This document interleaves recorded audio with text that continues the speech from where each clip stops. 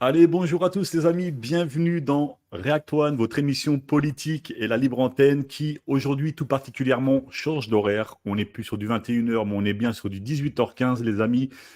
Pourquoi? Parce qu'on reçoit un invité de marque, j'ai nommé Monsieur Jacob Cohen, qui est auteur, romancier aux multiples œuvres littéraires, comme par exemple Le Printemps des Sayanim, L'Espionne et le journalisme, et le dernier en date, Le prof de philo Abel Baraka. Il est également un référent pour beaucoup si on souhaite découvrir ou pousser ses connaissances sur l'histoire du Moyen-Orient et sa géopolitique. Et bien entendu, c'est dans ce cadre que nous le recevons sur notre chaîne React One, les amis, pour faire ensemble un point sur la situation. Donc, je vais vous souhaiter à tous une très bonne émission. Je suis assez content de la faire, moi, pour être très honnête avec vous.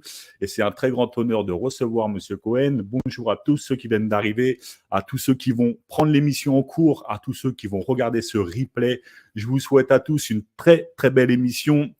Et je vais introduire notre invité de marque qui est Monsieur Cohen, les amis. Et juste avant cela, je vais quand même vous préciser que si vous voulez poser des questions pendant cette émission, vous aurez un lien que Mani va vous poser dans le chat pour pouvoir poser vos questions directement à Monsieur Cohen. Si vous ne voulez pas le faire directement et que vous voulez que nous posions la question, vous le mettez dans le chat. Mani me renvoie les questions, me les fait remonter et bien entendu, je les pose à l'antenne. Monsieur Cohen, c'est un honneur pour moi de vous recevoir dans cette émission. J'espère que vous allez bien. Dites-moi tout. Je vais bien, c'est un honneur partagé, c'est un plaisir. C'est un plaisir de dialoguer avec vos auditeurs. J'espère que ce sera intéressant, riche et direct, sans fioritures. Et donc voilà, c'est d'avance, c'est vraiment un plaisir. J'anticipe vraiment le plaisir de partager les quelques connaissances que j'ai avec vous. Alors, bah écoutez, il n'y a pas de raison que ça se passe mal. On connaît votre professionnalisme, vous connaissez le nôtre parce que c'est pas la première fois qu'on vous reçoit sur cette émission. Donc, il n'y a aucune raison pour que ça se passe mal. Vous êtes ici chez vous. Et du coup, il n'y a pas de raison que cette émission se passe autrement, moins bien que les autres. Voilà. Donc, Monsieur Cohen, je vais avec vous faire un point sur la situation au Moyen-Orient. Alors, nous, à Oui. React One, on est une chaîne politique. Et bien entendu, on revient de temps en temps sur des sujets. Il y a beaucoup de sujets en politique et surtout en politique internationale. Et là, de temps en temps, on revient bien entendu sur des points précis, comme celui d'aujourd'hui et de ce soir, qui est en fait voilà, le point sur la situation au Moyen-Orient, Oui. avec tous les pays limitrophes du conflit israélo-palestinien. Et du coup, écoutez, je vous propose de démarrer tout de suite et de vous poser la première question. Oui. Qui, pour moi, est celle-ci. Quel diagnostic vous posez, du coup, sur la situation, sur le conflit israélo-palestinien voilà, en 2024, là, le 23 août 2024. C'est-à-dire depuis le 7 octobre, la situation a radicalement, enfin peut-être pas radicalement, mais en tout cas a changé, dans la mesure où jusqu'au 7 octobre, on avait dans une espèce de train-train où Israël développait son occupation de la Cisjordanie, contrôlait Gaza, n'envisageait pas de guerre ouverte dans la région, de guerre généralisée dans la région. Au contraire, Israël avait réussi quelques coups diplomatiques intéressants, c'est-à-dire ils ont signé des paix, la paix avec le Maroc, les Émirats arabes unis, le Qatar, non. Il y a un autre Bahreïn, enfin en tout cas 2 ou 3 monarchies du Golfe, dont les Émirats arabes unis, et les discussions allaient bon train pour une paix avec l'Arabie saoudite. Et donc, on était quasiment, ce 7 octobre est tombé, comme on dit, un coup de tonnerre dans un ciel serein, parce que rien ne prévoyait une explosion de violence. Voilà. C'est-à-dire que, bon, le problème n'était pas réglé. Le problème palestinien n'était pas réglé, le problème de Jérusalem n'était pas réglé, mais les pays arabes avaient quasiment admis l'idée que bon, ben, on ne peut pas les régler. Voilà, il y a une réalité, et ben on l'accepte. Voilà. Et donc, en signant la paix avec Israël, ces pays-là, ces pays ont admis implicitement qu'ils ne pouvaient rien sur le problème palestinien, sur le Golan et Gaza. Et puis est venu le 7 octobre, et bon, ce n'est pas le sujet, mais disons que, juste pour résumer, s'il y a des questions après, je pourrai répondre, mais le 7 octobre a été une espèce de 11 septembre, si vous voulez, si vous voyez ce que je veux dire, c'est-à-dire que l'État profond israélien avait accepté l'idée qu'il y ait cette attaque du Hamas, et parce que le gouvernement, l'État profond israélien a changé de plan vis-à-vis de Gaza. Autant pendant de 82, date à laquelle il avait autorisé le Hamas à entrer à Gaza et à prendre le pouvoir à Gaza en 2005-2006, et donc Israël permettait que le Hamas soit approvisionné en matériel, en argent par le Qatar, même en armes, enfin, en fermant les yeux sur la contrebande, etc. Et puis, le 7 octobre, l'État profond israélien a pour la première fois décidé qu'il ne pouvait plus y avoir de bande de Gaza, voilà, de population à Gaza, parce que pour deux raisons. D'abord, ils avaient trouvé des gisements de gaz au large de Gaza qu'ils allaient se partager avec l'Égypte et l'autorité palestinienne.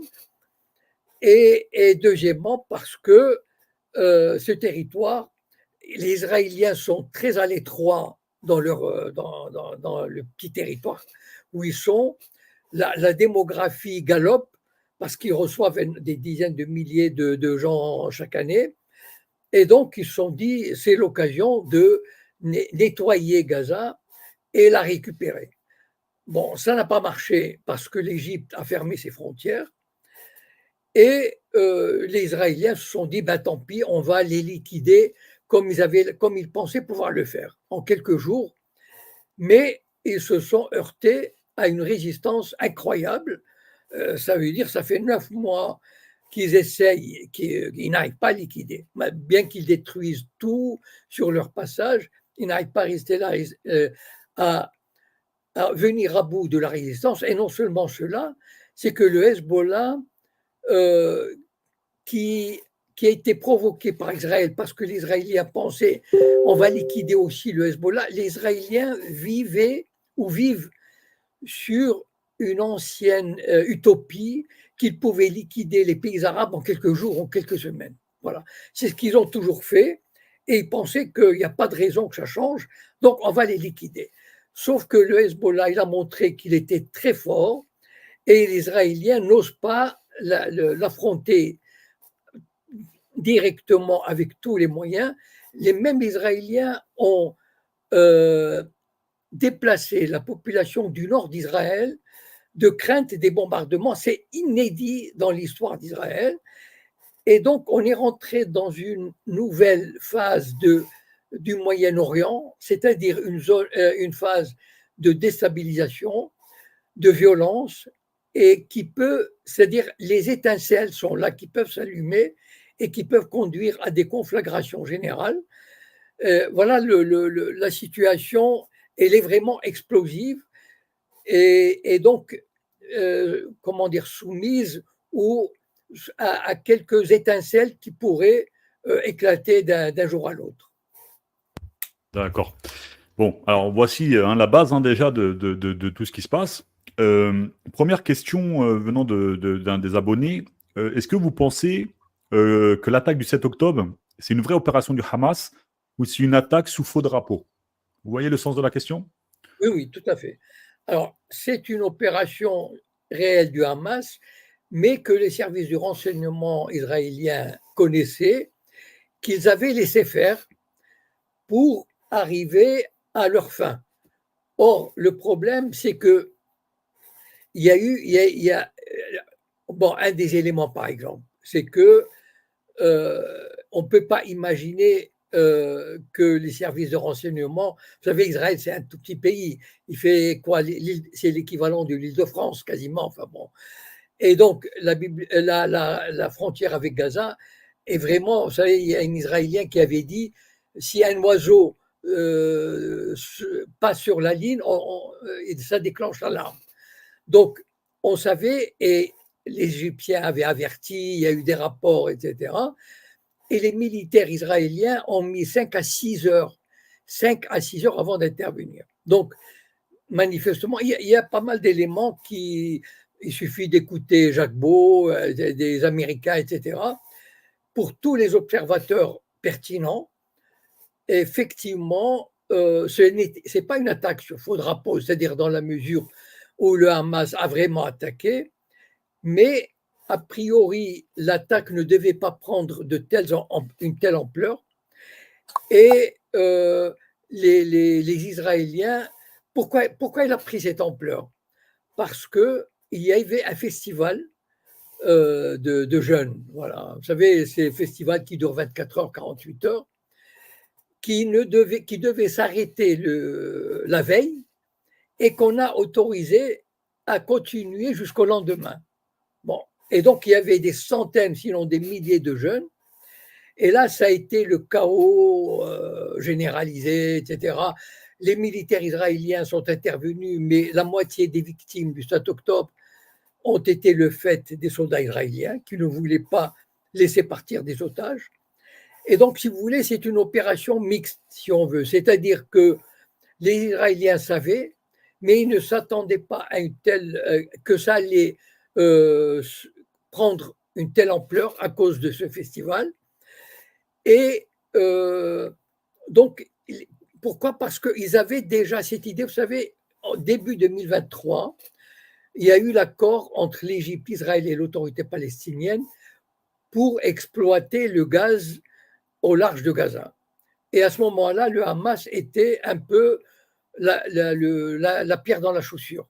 Voilà. Et donc, il fallait l'extirper. Et donc, on a monté cette opération, on l'a laissé faire. Enfin, peut-être qu'on ne saura jamais exactement quelle est la responsabilité de chacun, etc. Mais certainement, c'est une opération qui n'est pas nette, où il y a de part et d'autre des manipulations, des arrangements, etc.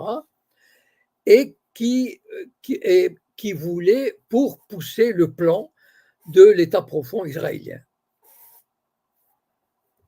Bon, alors, ok, très bien. Donc, je crois qu'avoir répondu à la question je ne sais plus qui c'était, excusez-moi. Je vais prendre ce que je vais faire, Monsieur Cohen, je vais prendre deux, trois sous-questions qu'on va Oui. répondre assez rapidement des abonnés. Et ensuite, on prendra le fil des questions personnelles de React-One pour avoir en fait ce qu'on appelle un exosquelette de l'émission. D'accord? Donc là, ça vient de Anonyme. Alors, c'est quoi le pseudo? Excusez-moi. Anonyme 54, pardon. Donc, bonsoir, Monsieur Cohen. Dans le Proche-Orient, est-ce qu'il y a des pays sionistes et lesquels? Car je pense qu'il y a des pays qui le sont. Donc, est-ce que vous... Alors, vous savez, il n'y a pas de... Enfin, le terme enfin, je m'excuse de le dire, disons, il est malpropre. Voilà. C'est-à-dire que les pays arabes, tous les pays arabes étaient contre la création d'Israël. Voilà. Il n'y avait pas un seul État arabe qui avait accueilli avec faveur ou avec ferveur l'implantation du sionisme en Palestine. Bon, seulement il se trouve que dès 1948, la Ligue arabe ou le monde arabe s'est divisé en deux camps. Il y avait un camp révolutionnaire mené par Gamal Abdel Nasser en Égypte, donc avec lui la Syrie, la future Algérie, l'Irak, et un camp réactionnaire conservateur pro-américain, c'est-à-dire l'Arabie saoudite, le Maroc et les monarchies du Golfe. Et ces deux camps se sont même fait la guerre par Yémen interposé, etc. Et donc, étant pro-américain, ce camp s'est retrouvé opposé au camp révolutionnaire. Et donc, comment dire, ils n'ont pas montré une très grande ferveur à attaquer Israël.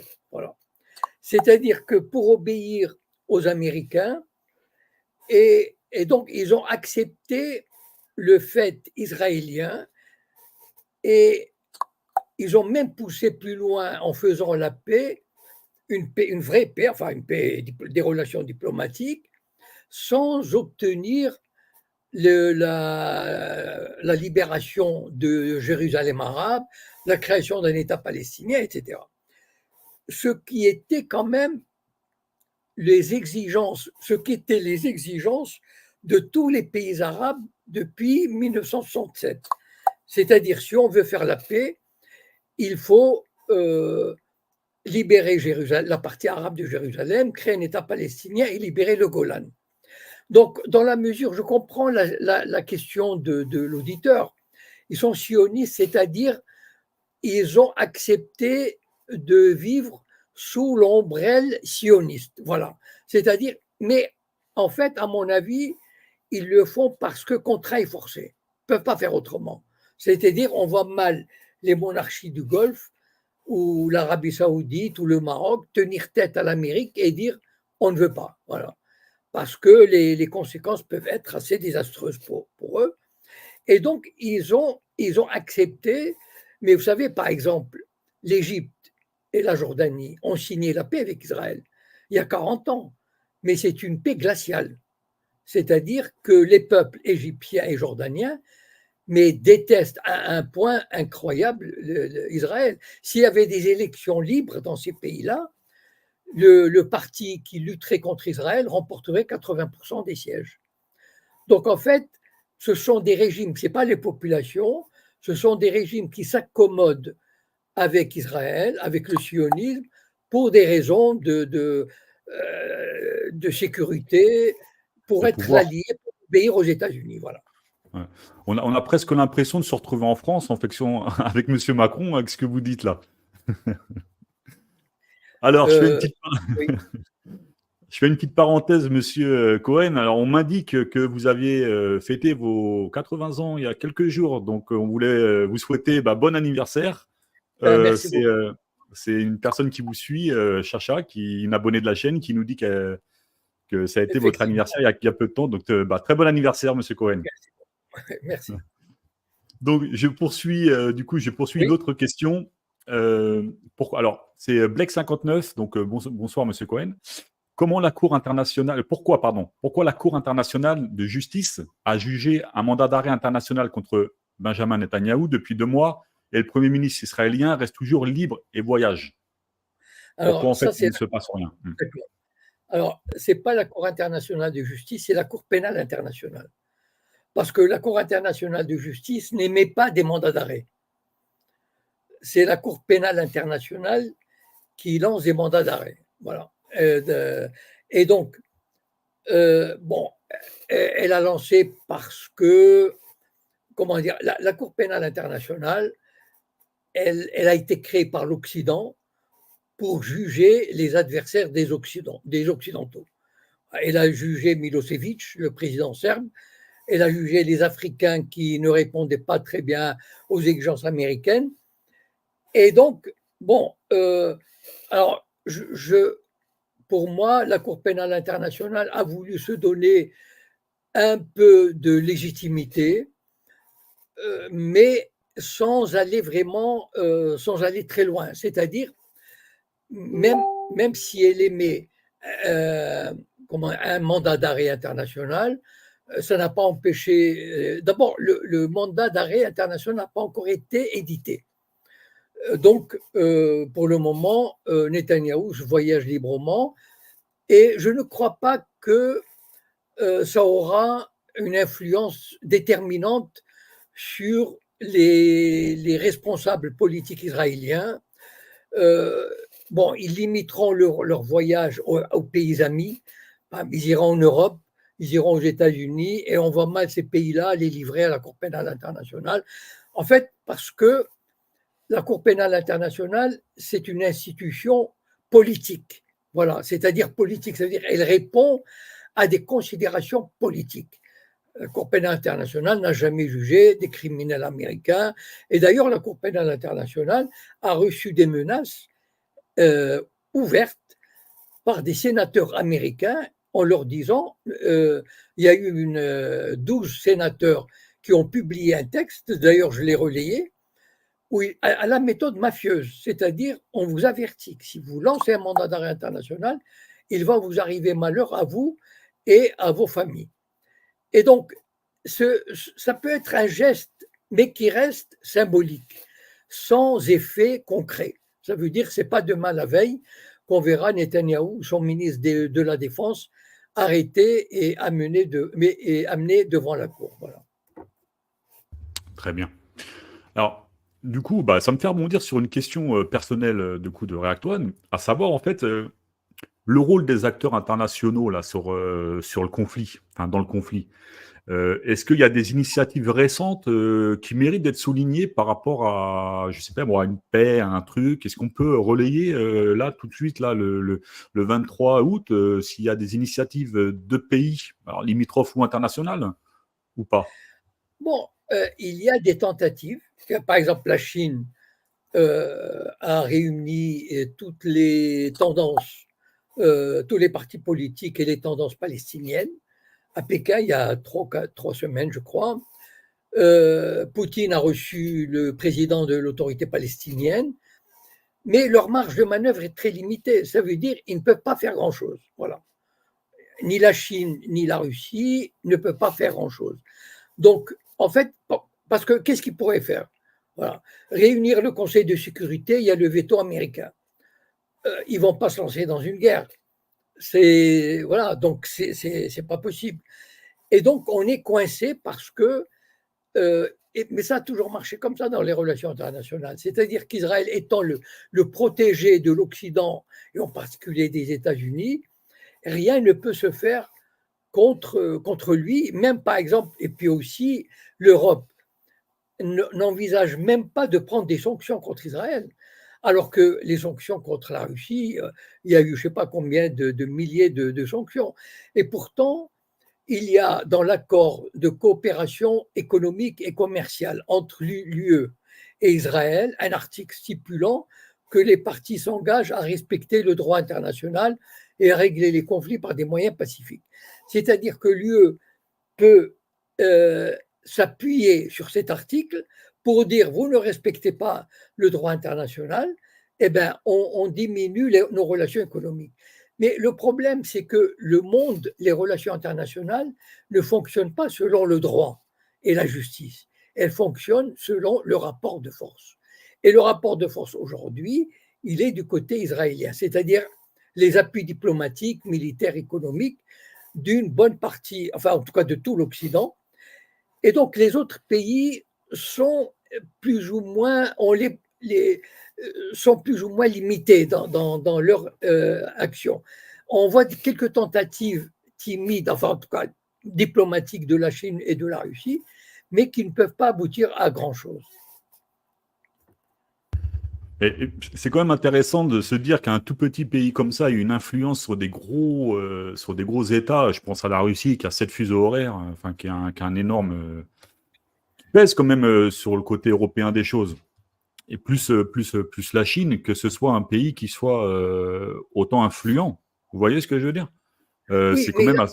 Hmm. Allez-y. oui, mais il a pris cette importance. Pourquoi il a pris cette importance? Parce qu'il est devenu un pion majeur dans le jeu occidental au Moyen-Orient. C'est-à-dire, vous savez que jusqu'en 1967, les États-Unis se désintéressaient totalement d'Israël. Et même quand Israël a conquis le Sinaï en 1956, dans la guerre tripartite France, Angleterre, Israël, sont les Américains qui ont lancé un ultimatum à Israël pour qu'il lâche le Sinaï. Kennedy s'est battu et a menacé Israël de sanctions s'il poursuivait ses recherches sur la bombe atomique. Donc, en fait, la guerre de 67 a montré à l'Occident et surtout aux États-Unis à quel point Israël peut être un instrument de contrôle de la région, de punition. Et donc, regardez par exemple l'état du monde arabe aujourd'hui. C'est grâce à qui? En grande partie grâce à Israël. sans Israël, le monde arabe allait vers l'unité, le développement, etc. Aujourd'hui, il est divisé, il est cassé. Aucun pays arabe, quasiment, sur le plan militaire, n'est capable enfin, n'est pas une puissance militaire au sens propre. Voilà, ni une puissance économique vraiment développée, c'est-à-dire que Israël a participé à jouer le jeu de l'Occident et c'est pour ça qu'il est récompensé. Et c'est pour ça qu'il est devenu un acteur. Même la Russie, par exemple, la Russie protège la Syrie. C'est le protecteur de la Syrie. Mais la Russie ne donne pas des armes, des missiles sophistiqués à la Syrie pour empêcher Israël de bombarder le territoire syrien quasiment chaque semaine. Parce que la Russie a compris qu'Israël est un acteur important dans la région et donc qu'il fallait le ménager. Voilà. Donc c'est une question de rapport de force. C'est pas tellement. Enfin bon, bien sûr, on voit un petit État, mais il faut voir ce qu'il y a autour, ce qu'il représente, quel jeu il joue, dans l'intérêt de qui, etc. Voilà. Et justement, ça me faisait rebondir sur une autre question, que vous l'avez anticipé, mais les accords régionaux autour des pays, enfin, des pays limitrophes, là, des accords régionaux dans la région, est-ce qu'ils ont directement influencé sur le conflit israélo-palestinien ou pas du tout? Pas du tout. Comme Pas du je l'ai dit tout à l'heure, pas du tout. En fait, les pays qui ont signé des accords avec Israël ont accepté le fait de gré ou de force. Voilà. Les Israéliens ne lâcheront jamais, ne permettront jamais la création d'un État palestinien. Et donc, ce n'est plus une condition sine qua non pour faire la paix avec Israël. Avant, c'était la condition sine qua non. Et donc, aujourd'hui, une bonne partie des pays arabes ont fait la paix, et même l'Arabie saoudite, avant le 7 octobre, était sur le point de faire la paix avec Israël. Et probablement, une fois ce conflit, disons, apaisé, voilà, pas réglé, mais disons apaisé, ils reprendront les négociations. Mais ça montre le rapport de force, c'est-à-dire, voilà, Israël leur dit la paix à mes conditions. Voilà. Moi, je ne lâche pas le Golan, ni Jérusalem, et il n'y aura pas d'État palestinien. Et vous devez accepter mes conditions. Voilà. C'est un peu la Pax Israelana, Ouais. c'est le vainqueur contre les autres. Un peu comme Macron avec le gouvernement, quoi. Ce sera sous mes Voilà, si conditions, vous quoi. voulez, Très bien. On va arriver dans la première demi-heure. J'ai une dernière question concernant du coup le conflit israélo-palestinien, puis ensuite on va partir sur un deuxième axe. Les amis, si vous avez des questions pour Monsieur Cohen, n'hésitez pas à les dire dans le chat. Mani les récupère et on les pose à l'antenne, hein, d'accord? Vous n'hésitez pas à le faire. S'il y en a certains d'entre vous qui veulent monter, poser une question directement à Monsieur Cohen, pareil, Mani vous envoie le lien, vous montez, je vous attends dans le salon. Dernière question dans cette dernière petite demi-heure, Monsieur Cohen, oui. du coup. Est-ce que vous pensez qu'il y a des perspectives de résolution pacifique du coup face à ça ou alors malheureusement ça va pas s'arranger quoi. Vous voyez un peu ce que je veux. Non, à mon avis, c'est en fait la seule possibilité, enfin le seul espoir, à mon avis, c'est qu'à un moment donné, peut-être, les peuples arabes, d'une façon ou d'une autre, se soulèveront contre le régime et, et reprendront comment dire, leur idéal arabe d'indépendance, de libération de la Palestine. Et donc, ça peut arriver. Enfin, bon, c'est peut-être un rêve, mais c'est déjà arrivé. Donc, mais sinon, je ne vois pas comment, dans la situation actuelle, il y aura un règlement pacifique, parce qu'Israël ne veut pas. Voilà, il ne lâchera jamais, c'est connu. Enfin, je veux dire, c'est admis.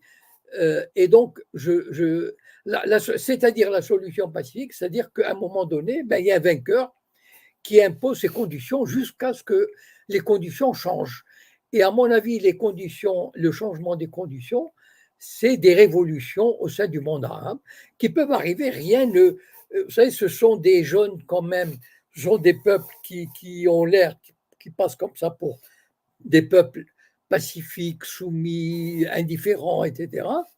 Mais lorsque ça éclate, eh ben, ça peut vraiment ça peut faire mal, voilà. Et là, c'est ça qui peut, par exemple, l'Iran. L'Iran était un régime pro-israélien avec le Shah. Eh ben, il y a eu une révolution et le régime a changé. Ça a failli arriver en Égypte avec Morsi. Bon, mais ça pourrait arriver, on ne sait jamais. Ce sont des choses. À mon avis, la seule possibilité de bouleverser l'ordre actuel, sont des révolutions populaires. Ouais. Ouais, les révolutions populaires, mais effectivement, s'ils déplacent une partie de la population et que ça se... Ben, je vois pas comment...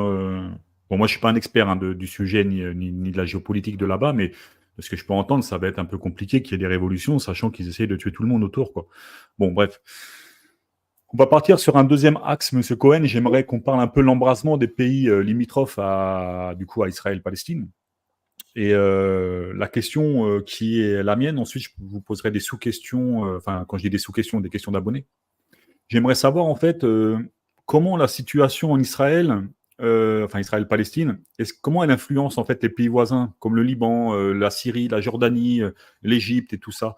Est-ce que ça a une réelle influence sur alors, je sais pas, le côté économique des choses, le côté social, justice. Vous voyez un peu, est-ce que ça a une réelle influence euh, dans le monde quoi, arabo Ah, tout à fait, d'ailleurs, dans pratiquement tout le Moyen-Orient ou ouais, le monde arabe.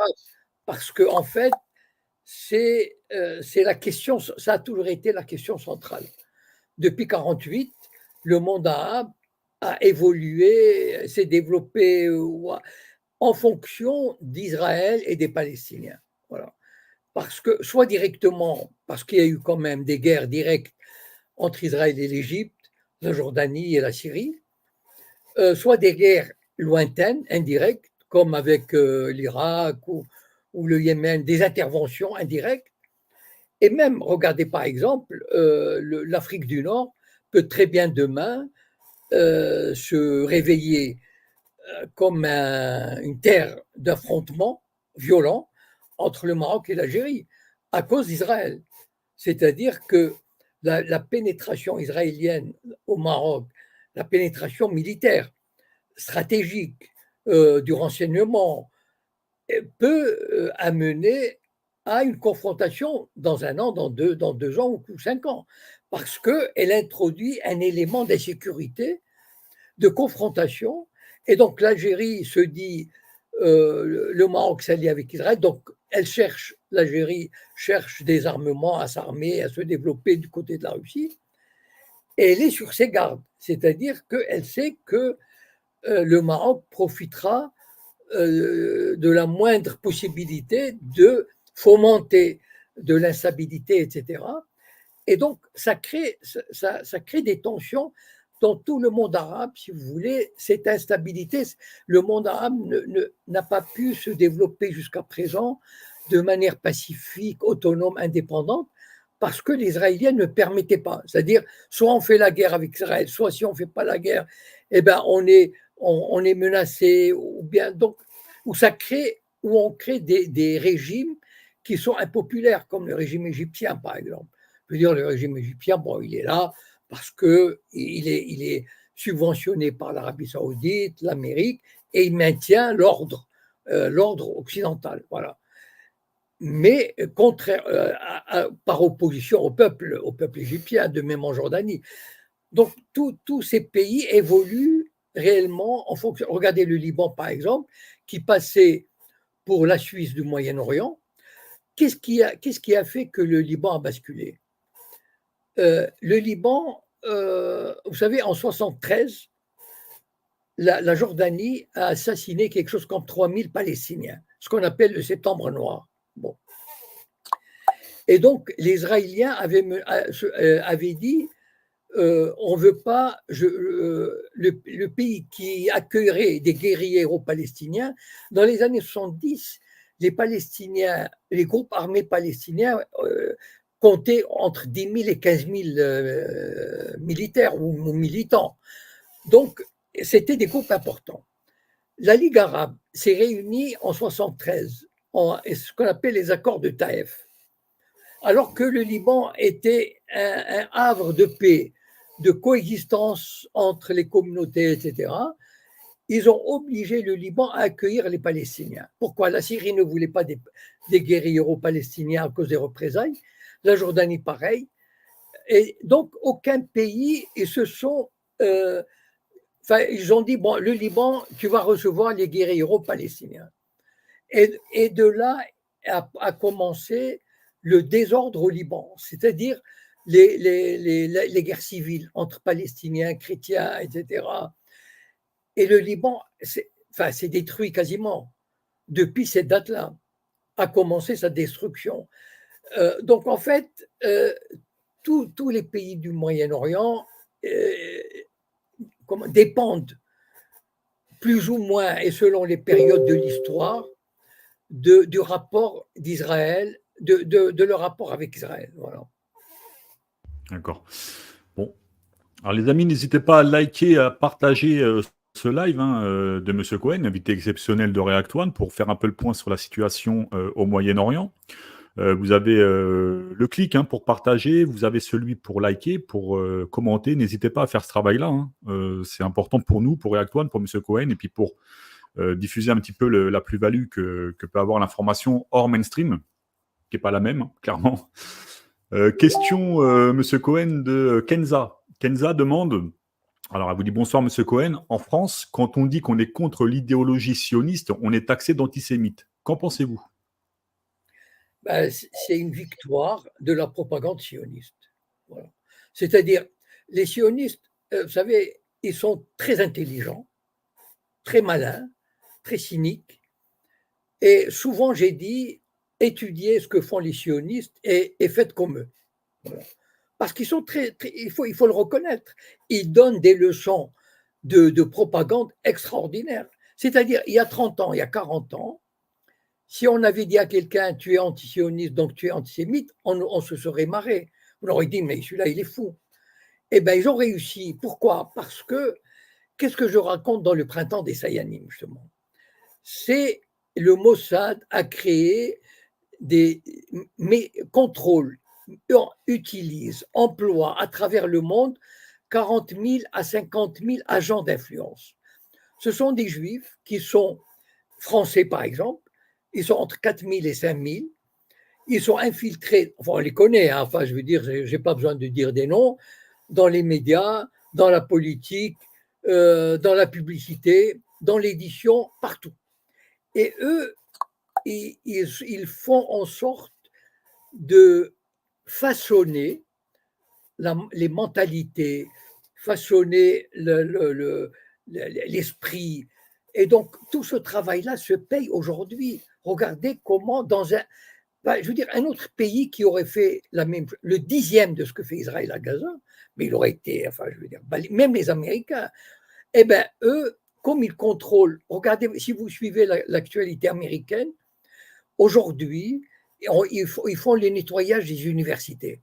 Ils règlent leurs comptes à ceux qui ont manifesté. Donc, en fait, le fait de faire entrer dans l'esprit des gens, des médias, de la classe politique, que critiquer Israël, c'est une opération de haine, c'est comment dire, le truc du terrorisme. Et donc, mais ça, c'est la propagande. C'est la pure propagande qui a réussi. Voilà. C'est-à-dire que depuis des années, ils travaillent dans les esprits des gens. Et aujourd'hui, on voit le résultat. Voilà. Tout simplement, c'est du boulot bien fait. Ouais, c'est ce qu'on voit un peu avec un groupe politique comme LFI qui sont systématiquement remis dans les cordes et qu'on les traite de tous les noms, quoi. Ils ne les lâchent pas. Ils sont harcelés, ils sont diabolisés, ils sont convoqués par la justice, etc. Bon, voilà. Donc, est-ce que du coup, une fois que le constat est dit sur LFI, est-ce qu'on peut penser du coup que tout le camp macroniste est infiltré, alors dans ce cas-là, par le projet sioniste? Donc, double question. Et la première, c'est celle-ci. La deuxième, qui me fait rebondir, quel est réellement le but recherché par le projet, par l'entité, si je peux dire, sioniste, par rapport en France, je parle là du coup.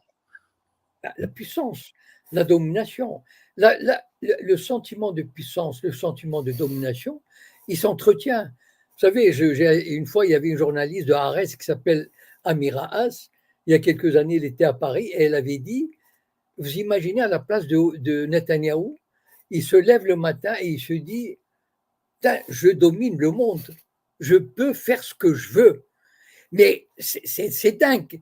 Eh ben, c'est-à-dire, en fait, ils ont ce sentiment de puissance, et donc, plus ils sont puissants, et plus ils contrôlent, et plus ils développent, et plus leur ambition grandit, ce qu'on appelle l'hubris. Ça veut dire la folie des grandeurs, de la puissance, etc. Et donc, ils doivent avoir une jouissance extraordinaire. Contrôler des pays comme la France, l'Amérique, l'Allemagne, etc. Je veux dire, ils lèvent le petit doigt et le gouvernement obéit. C'est fabuleux. Donc on peut quelque part donner raison à Éric Zemmour sur un point, sauf que c'est le grand C'est-à-dire, remplacement, sauf que c'est pas, il s'est trompé lui d'entité. Ce n'est pas les musulmans, mais c'est plutôt les oui, Israël et le mais côté sioniste alors. c'est un grand remplacement qui ne se voit pas, Ouais. qui est invisible. Mais vous savez, les Sayanim, les agents d'influence, ont été créés en 1959. Ah, est-ce que vous pouvez préciser pour les gens qui nous rejoignent, qui ne savent pas ce que c'est les Sayanim, D'accord. s'il vous plaît? En 1959, le chef du Mossad à l'époque, qui s'appelait Amir Hamid, il s'est dit, le peuple juif, il y a 12 millions de juifs dans le monde, dont 500 000 qui appartiennent à la franc-maçonnerie juive mondiale, qui s'appelle le Bnei Brit. Bon. Ces juifs, on les trouve dans les plus hautes sphères de tous les États occidentaux. D'accord? La politique, l'économie, etc. Alors, on va aller les voir. On va leur dire, par exemple, nous avons besoin de contrôler les médias. Donc, on va voir les journalistes, les directeurs d'information, de journaux, etc. Et on leur dit, voilà, vous aimez Israël, n'est-ce pas? Eh bien, il faut lui donner un coup de main. Donc, par exemple, vous êtes dans la rédaction de France 2, eh bien, il faut il faut pousser les articles en faveur d'Israël, éliminer les journalistes arabes, etc. Et donc, ce travail a commencé en 1959. Voilà. Et donc, il y a entre 4 000 et 5 000 agents d'influence juifs qui travaillent pour le Mossad en France. Et donc, ils sont, par exemple, mettons, vous prenez un chirurgien des mains qui s'appelle, comment ça, celui qui va à Gaza 2-3 fois par an. Bon, je suis désolé, j'ai trop de mémoire, pourtant je le connais, c'est bon. Il a donné un sujet qui avait un rapport. Il est à Diderot, d'accord, Paris Diderot. Bon. Mais qu'est-ce qu'ils ont fait il y a une association des médecins juifs, universitaires médecins ou je ne sais pas quoi. Ils l'ont harcelé, ils l'ont amené devant le tribunal. C'est ça leur système, c'est-à-dire il faut harceler ceux qui résistent, ceux qui éditent des livres. Et donc, ils sont sur la brèche tout le temps. Imaginez 4000 agents d'influence dans le monde de la publicité, de l'édition, qui sont là tout le temps, comme enfin, Éric Zemmour probablement, et donc qui reçoivent leurs instructions du Mossad. Sayanim en hébreu, ça veut dire ceux qui aident, du verbe aider. Voilà.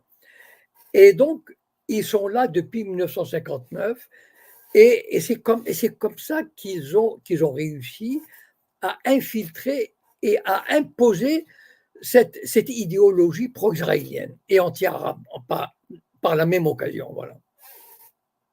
Ouais, bien sûr. Du coup, je vais du coup recentrer du coup le débat sur le deuxième axe, qui était celui de l'embrasement en fait des pays limitrophes. Moi, j'avais une question. Je me pose la question de savoir si euh, s'il est possible d'avoir une coalition, si je peux dire ça vulgairement, des pays limitrophes qui se disent bon, écoute, bon, on a marre maintenant, ça fait, alors j'ai pas les dates, ça fait, on va imaginer, ça fait plus de 50 ans qui nous cassent les pieds. Est-ce qu'une coalition radicale, hein, je vais poser les termes, hein, radicale euh, entre ces pays-là, pour pouvoir dire à Israël, stop, ça y est, ça suffit, pour être très vulgaire, vous nous faites chier, on en a marre, mais que les alliés, c'est-à-dire les Américains, les Français et tout ça, ne puissent pas intergéverser dans cette coalition. Vous comprenez la question qui est la Oui, mienne? oui. C'est possible ça, vous pensez, ou pas du tout? Alors, mais elle a eu lieu, Ah, elle a cette eu lieu. coalition. Ah ben oui. Je maîtrise pas tout, désolé, hein. Je vous Non, laisse. non, dans les années 50 et 60, Nasser, le leader égyptien, il a mené cette coalition. Il s'est allié avec la Syrie, il a fondé la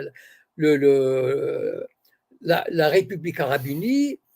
Les réunions de la Ligue arabe ils ont lancé des boycotts contre les compagnies américaines, Coca-Cola, etc., qui étaient à l'époque des années 50. Hein, elles boycottaient les compagnies américaines qui commerçaient avec Israël et rompaient les relations diplomatiques avec les pays qui aidaient Israël, etc. Donc, dans les années 50, les pays arabes comment dire, étaient très chauds pour combattre Israël. Et se préparer. Enfin, je veux dire, bon. Et puis, il y a eu la défaite de 67 qui a marqué un coup d'arrêt. Nasser ne s'est pas relevé, il est mort 2 ans après. Ils ont quand même tenté, l'Égypte n'avait pas, malgré la perte du Sinaï, elle a quand même attaqué en 73. La Syrie et la Jordanie ont attaqué en 73. Donc, ils n'avaient pas perdu complètement espoir. Par contre, le problème est venu, c'est ça la politique de Kissinger. Après la guerre de 73, il a convaincu l'Égypte de faire une paix séparée avec Israël. Et l'Égypte a récupéré le Sinaï et pas mal de milliards. Mais regardez à quel point à l'époque, la Ligue arabe, les États arabes, se sentaient encore ennemis d'Israël. L'Égypte a été exclue de la Ligue arabe parce qu'elle avait fait une paix séparée avec Israël. Et donc c'était un tabou terrible. En fait, ce qui est arrivé, c'est que les États arabes sont passés d'une volonté de guerre ou d'indépendance, d'autonomie, d'émancipation, de la solidarité avec la Palestine, petit à petit, à partir des années 80, soit par l'action des Américains, soit l'action israélienne, etc., se sont rendus compte, ont réalisé que ce combat était voué à l'échec. Voilà. Et donc, petit à petit, bon, d'abord, parce que aussi, il y a des pays comme l'Irak, par exemple, on l'a matraqué. C'est-à-dire, l'Irak qui était une puissance dominante dans la région, à partir des années 1990-91, l'Occident lui a réglé son compte.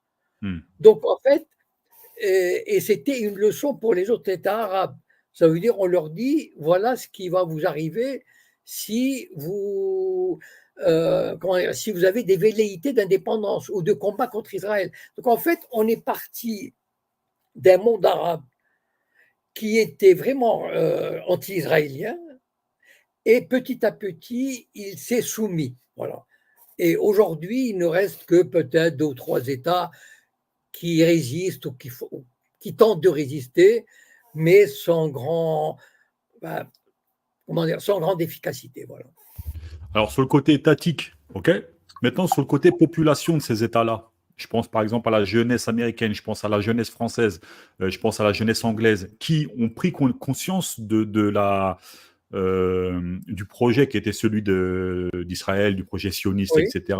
Est-ce que vous pensez que il va y avoir une conscientisation de cela et que du coup ça peut porter, alors je ne sais pas vers quoi ça peut aller, mais est-ce que ça peut porter du coup un éveil qui fait que du coup ça mette la pression sur des gouvernements, ou alors on peut clairement se dire que de toute façon rien ne changera parce que les gouvernements vont s'asseoir sur l'éveil intellectuel moderne de la population et il se passera absolument rien, quoi. Vous voyez ce que je veux dire? Parce que ce que je veux dire par là, c'est que Netanyahou n'est pas éternel, Macron et sa clique de gouvernement n'est pas, enfin sa mafia d'État, moi je vais carrément dire ça, n'est pas éternel. Vous comprenez ce que je veux dire? C'est-à-dire que les prochains acteurs dans 10 ans, 15 ans, 20 ans, est-ce que vous pensez qu'il peut y avoir un changement via une pression populaire ou non? Alors, moi, je ne peux pas parler si c'est dans 15 ou 20 ans, mais Bien sûr. non, non, mais si on part de la situation actuelle, ça veut dire, mettons, sur les 5 ou 10 prochaines années, à mon avis, il n'y aura pas de changement. Pourquoi? Parce que d'abord, les gouvernements, vous savez, même s'il y a, regardez par exemple, en Angleterre, il y avait un chef du Parti travailliste qui s'appelait Corbyn. D'accord? Bien. S'il avait été aujourd'hui Premier ministre, là, Israël aurait eu du mal. Il était vraiment anti-israélien, mais il était dans l'opposition. Alors, ils lui ont monté toute une cabale. C'est ça le travail des Sayanim, un travail de sape.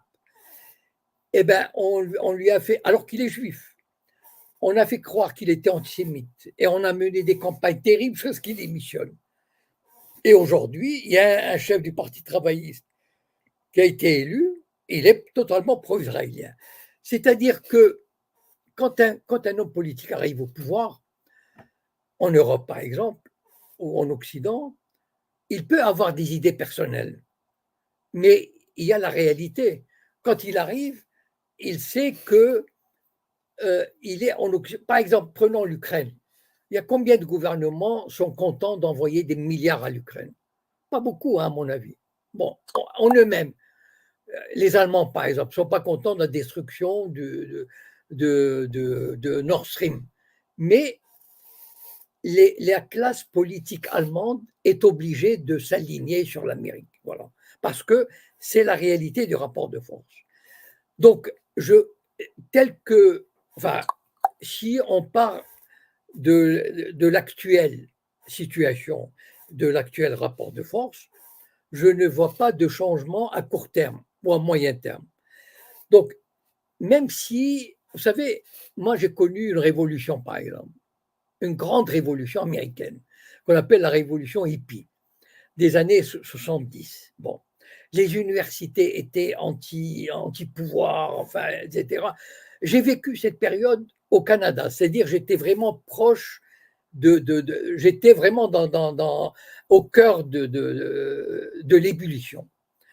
Et si à l'époque on nous avait dit qu'il y aurait après Reagan et Bush, on aurait dit non, c'est pas possible. On avait l'impression que le monde avait réellement changé, que c'était fini, l'impérialisme, etc., la guerre et tout. Et puis, vous savez, les opinions publiques, on les manipule. Et puis, elles oublient les opinions publiques. C'est-à-dire, OK, bon, la guerre va se terminer. Et après, qu'est-ce qui va se passer? Après, ceux qui tiennent les médias, donc, ceux qui tiennent les médias, ceux qui tiennent les rênes de la politique, de l'édition, etc., ils seront là. Comme j'ai dit tout à l'heure, la réaction a commencé aux États-Unis. Ils sont en train de nettoyer. Il y a des doyens qui démissionnent aux États-Unis parce qu'ils n'ont pas bien fait leur travail. Ça veut dire qu'ils n'ont pas combattu les groupes pro-palestiniens, etc. Donc maintenant, regardez la réaction des policiers, de la justice en Europe sur cette affaire-là. C'est juste hallucinant.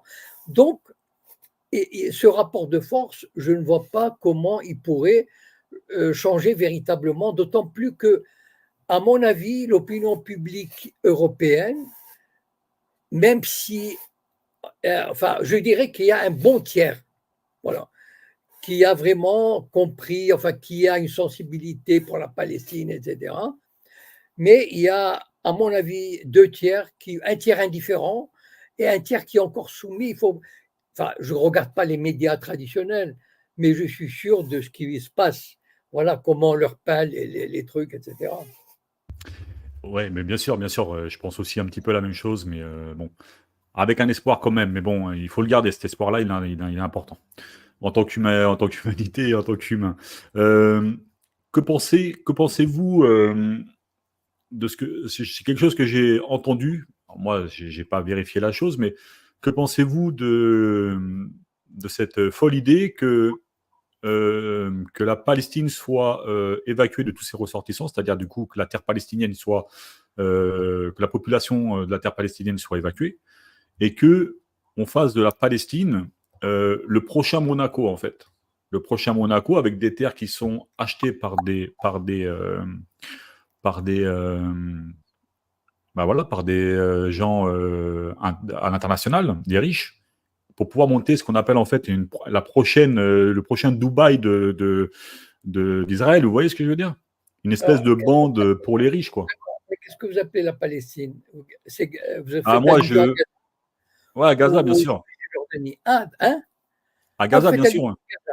Ah oui, Oui, d'accord. bien Non, sûr. non, Non, parce que la Palestine, c'est aussi la Cisjordanie. Autant pour moi. Je voulais parler de Non, non. Gaza, je me suis mal exprimé, pardon. Ah oui, d'accord, d'accord. Bon, mais de toute façon, c'est le projet. Voilà.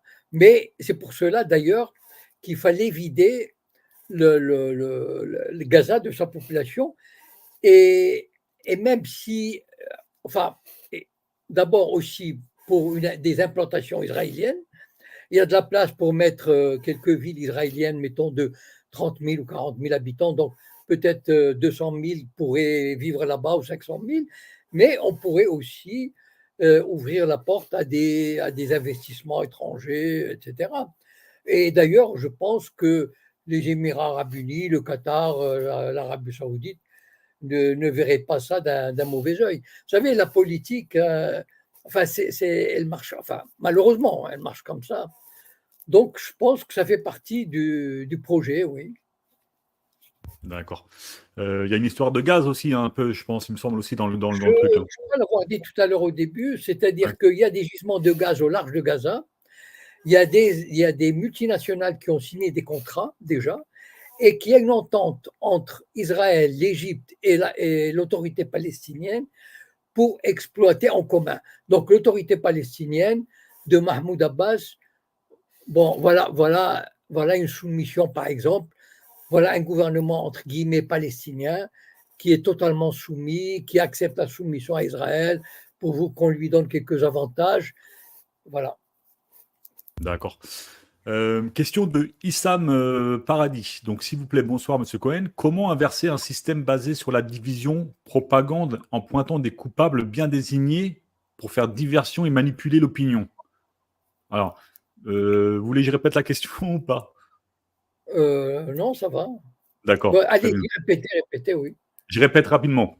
Donc, comment inverser un système basé sur la division, propagande et pointant des coupables bien désignés pour faire diversion et manipuler l'opinion? Ben, en faisant de la contre-propagande. C'est-à-dire, par exemple, regardez, par exemple, bon, je fais une petite digression. Regardez la faiblesse de la population maghrébine en France. Ils sont 6 ou 7 millions, ou 5 millions, enfin bon, ça n'a pas d'importance. En tout cas, ils sont 10 fois plus nombreux que la communauté juive. Voilà. Bon.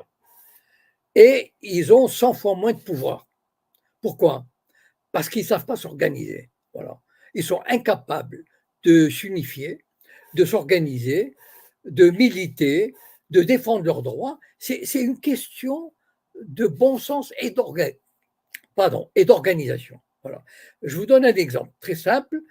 Euh, Mettons par exemple l'islamophobie. Bon. Euh, il y a eu l'interdiction du voile. D'accord? Bien. On peut penser ce qu'on veut, il y a une loi, très bien, on la respecte. Bon. Qu'est-ce qui s'est passé en 2013, 2014, Alors 2015 là, vous parlez en France, hein. Vous en parlez en France? France, là. Ouais. Oui, oui. Mais la question de l'auditeur, c'était en France, non? Et Je suppose, oui, je suppose, je, ouais. je pense qu'il pensait à la France, non? Enfin bon. Et donc, non, c'est-à-dire, et donc, il y avait des filles maghrébines qui allaient au lycée ou au collège avec une jupe longue style indonésien. Bon. Il n'y avait pas de loi contre ça. Et donc, qu'a fait l'administration? Elle faisait convoquer les filles, elle leur disait si vous n'enlevez pas la jupe, vous serez exclus. C'était voilà, quasiment illégal, mais du harcèlement. Moi, j'avais proposé à l'époque, j'étais très motivé pour mener ce combat contre l'islamophobie, etc. J'avais proposé qu'on fasse la journée de la jupe, c'est-à-dire euh, réunir des dizaines de milliers de gens et le jour J, envoyer des dizaines de milliers de filles en jupe longue. Et là, avec des avocats, etc., et puis faire un scandale. Et les Maghrébins ont dit, ouais, c'est bien, machin, puis rien ne s'est fait. Le drame, moi, je vais parler franchement, c'est-à-dire, en fait, moi, je comptais beaucoup sur comment dire, la communauté maghrébine pour faire contrepoids au sionisme, mais les Maghrébins ne sont pas forts, ne sont pas organisés, sont divisés, sont velléitaires, n'arrivent pas à mener des combats réels jusqu'au bout, etc. Bon. J'ai fait beaucoup de vidéos là-dessus. Enfin, c'est un vieux combat chez moi qui date d'il y a 10 ans. qui n'est plus, enfin, sur lequel je reviens un tout petit peu, mais c'est vrai que c'était plutôt mon combat d'il y a 10 ans. Voilà. Et donc, en fait, pourquoi je reviens sur cet exemple? C'est pour dire, voilà, les sionistes tout à l'heure, j'avais dit, ils sont très bien organisés. Alors, organisez-vous. Voilà, organisez-vous. Créez, par exemple, je sais pas moi, des collectifs d'avocats, 5 000 avocats, 10 000 avocats. Quand il y a une affaire, eh ben, il faut s'y mettre tous, mobiliser les gens, etc. Mais malheureusement, à la différence des Juifs, les Maghrébins ne sont pas unis. Il y a les Algériens, il y a les Marocains. Chez les Marocains, il y a les gens d'origine Fassi, il y a les gens d'origine montagnarde, enfin, il y a les Berbères, etc. Et puis chacun essaie de tirer la couverture de son côté. Et puis il y a ceux qui collaborent avec le système et ceux qui ne collaborent pas. Donc, on n'arrive à rien.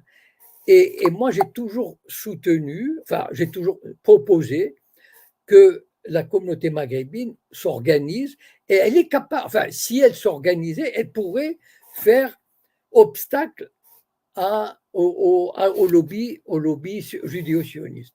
Voilà. Il n'y a que cette solution. Il ne faut pas attendre, il n'y a pas de salut. Ou on s'organise, ou on nous marche dessus. Voilà. Et pourquoi, d'après vous, ils ne sont pas aussi bien organisés que les Juifs, du coup, et que les Alors, sionistes?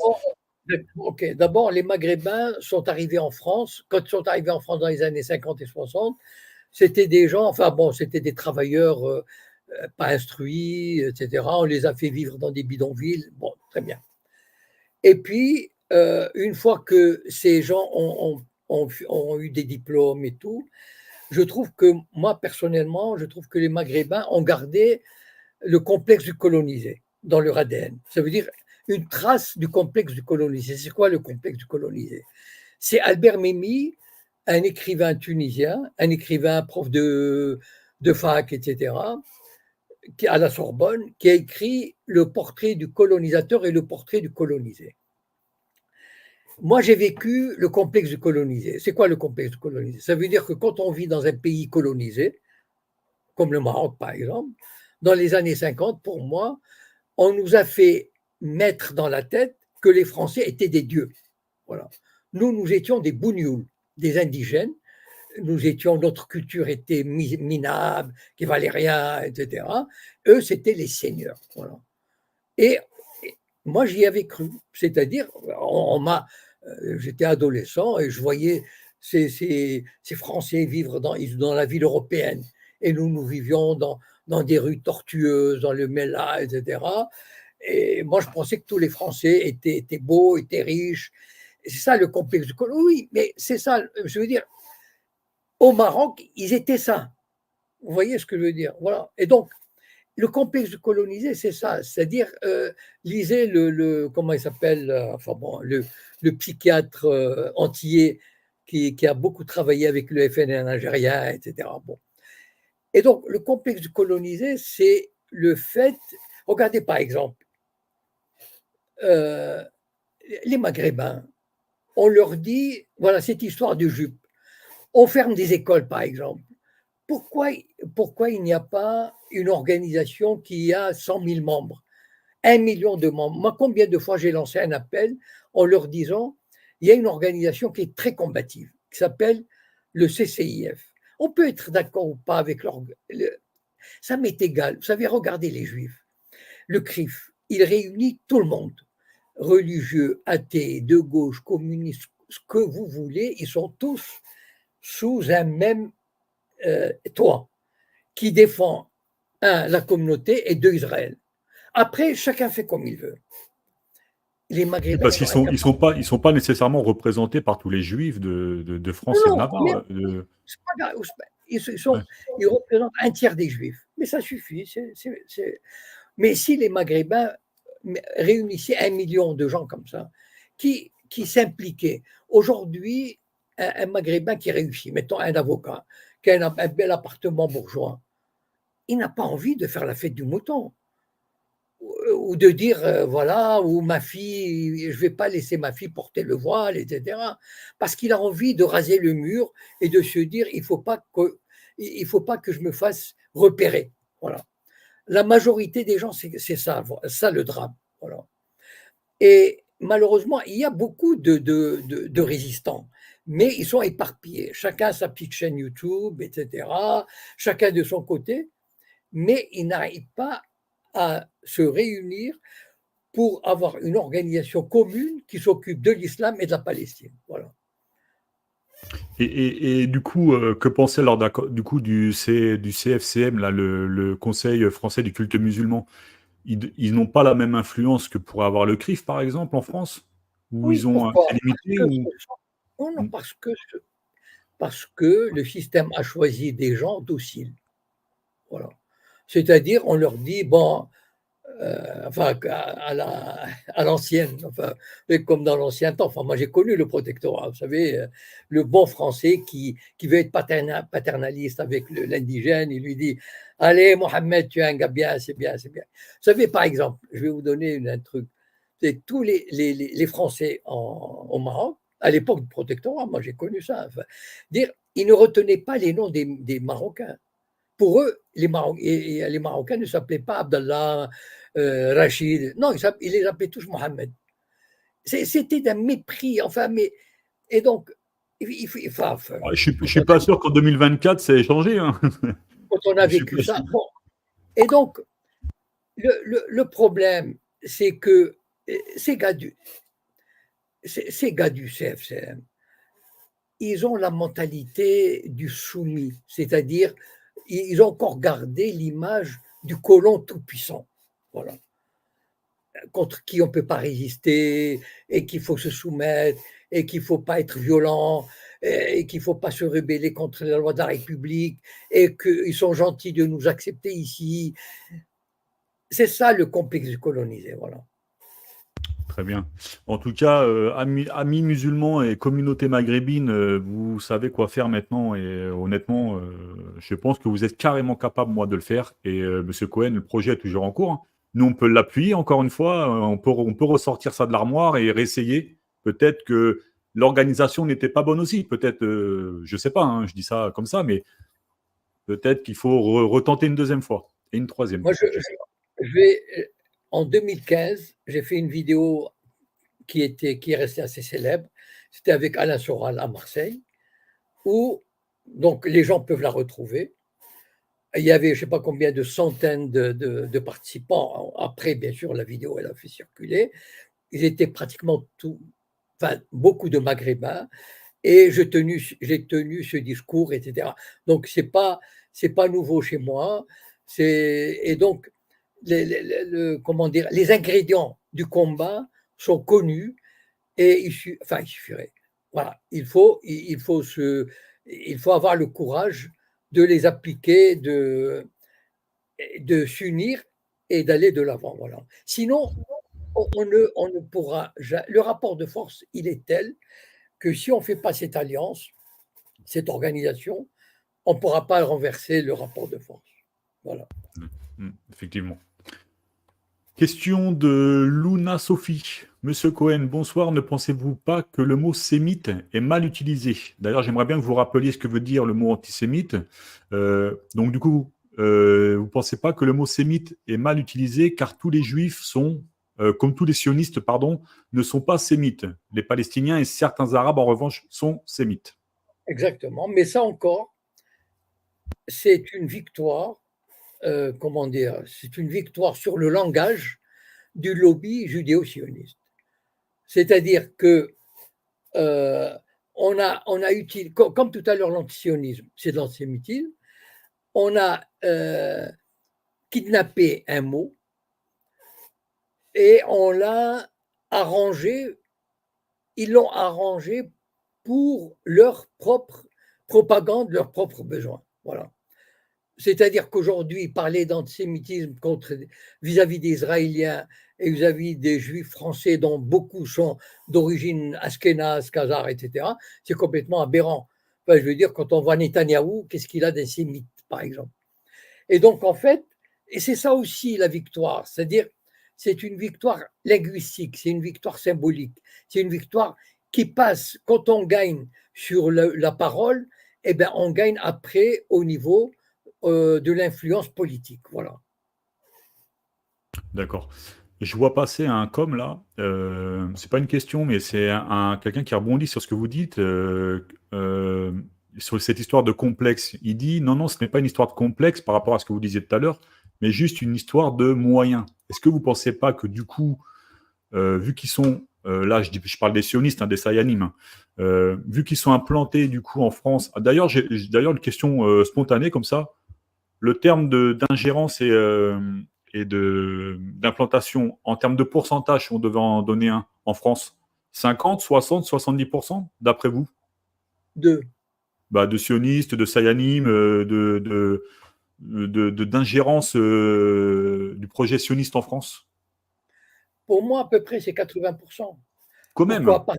Ah oui, oui, parce que en fait, le problème, c'est quoi? Par exemple, les médias, ils ne sont pas à 100%, mais il suffit qu'ils aient, mettons, 400, 300, 400 dans les médias. Mais ça suffit ces médias si ces gens sont bien implantés dans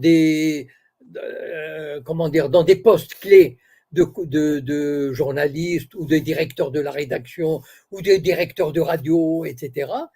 Eh ben pour maintenir ou disons développer l'influence et surtout éliminer l'influence arabe, voilà, ou musulmane ou pro-palestinienne. Voilà. Je vais vous donner un exemple. Il y avait un écrivain très célèbre, une écrivaine, enfin je ne sais pas comment on dit, Irène Frein, bon, était très connue dans les années 80-90 et qui avait une rubrique sur Europe 1. Bon, elle n'avait rien à voir avec le problème palestinien. D'accord. Bon. Elle a raconté, dans les années 90, début des années 90, elle avait raconté l'anecdote suivante. Elle avait une rubrique sur Europe 1 et un jour, je ne sais pas ce qui s'était passé, elle avait fait elle a parlé des enfants palestiniens. Voilà. Elle a dit, on m'a tellement emmerdé, on m'a harcelé, comment, et vous savez, les juifs, elle a dit, jamais plus je ne traiterai ce genre de problème. Voilà. Donc, c'est ça le truc, c'est-à-dire que ils sont là comme des chacals, comme des loups. Dès qu'il y a le moindre type qui tente quelque chose sur la Palestine, il lui tombe dessus et il ferme sa gueule. Voilà.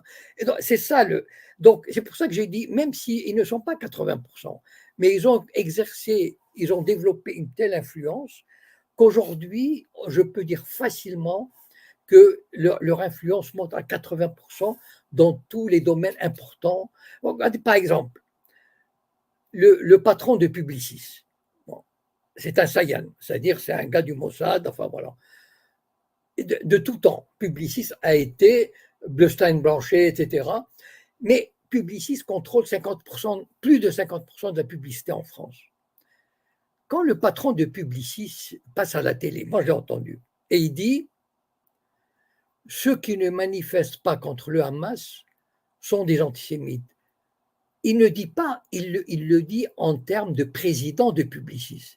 C'est-à-dire, c'est un message de quoi vivent les médias, les entreprises, de publicité.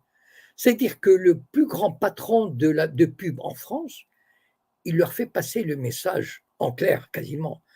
Attention, voilà, vous soutenez ceux qui ne défendent pas Israël activement, seront considérés comme antisémites. Donc, c'est une menace qui est voilée, à peine voilée, adressée à tous ceux qui peuvent avoir un jour ou l'autre affaire avec Publicis pour leur dire voilà de quel côté je suis. Et Alors, voilà, imaginez ces 4000 comme ça implantés. Voilà, allez-y. je voulais dire, du coup, si ils balancent des noms comme ça en disant à tout le monde antisémite, antisémite, antisémite, pourquoi? Alors, je ne vais pas parler des gens lambda, comme moi, par exemple, ou comme d'autres qui ne sont pas, qui n'avons pas une popularité dans les médias ou autres. Mais reprenons un groupe politique comme LFI, par exemple, qui se fait traiter d'antisémite toutes les 2 minutes, de tous les noms et tout ça. Pourquoi, si eux ont un pouvoir, enfin quand je dis un pouvoir, ça reste une entité, groupe politique, pourquoi ils ne font pas l'effet inverse, c'est qu'ils attaquent pas du coup pour diffamation? Parce que moi, un truc que je comprends pas, c'est que quand je les entends se prendre de l'antisémitisme à tout va sur tous les plateaux, etc., par des Goldanel, bref, d'autres personnalités, pourquoi ils ne portent pas plainte pour diffamation, si ce n'est pas vrai? Je ne sais pas, est-ce qu'ils ne l'ont pas fait? Peut-être, non, ils ne l'ont jamais fait, peut-être, je ne sais Alors, pas. je ne sais pas, je n'ai pas d'informations là-dessus. S'il y en a parmi vous qui savent, n'hésitez pas. Je suis pas sûr. Bon, Alors, je prends LFI comme d'autres. Hein. Je prends LFI oui, comme d'autres. non, moi je pense que, à mon avis, ils doivent savoir, enfin, ils doivent savoir que les dés sont pipés. Le rapport de force est tel, d'abord que si vous déposez plainte, par exemple, mettons, moi j'ai été agressé en 2012 par la Ligue de défense juive. Très bien. Je dépose plainte. Que fait le procureur? Il la garde. 6 mois après, il dit sans suite. Voilà. Par contre, un jour, en 2018, la LICRA a déposé plainte contre moi pour des tweets. Elle a déposé plainte le lundi. Le mercredi, j'étais convoqué par la police judiciaire. Donc, le système, il est comme ça.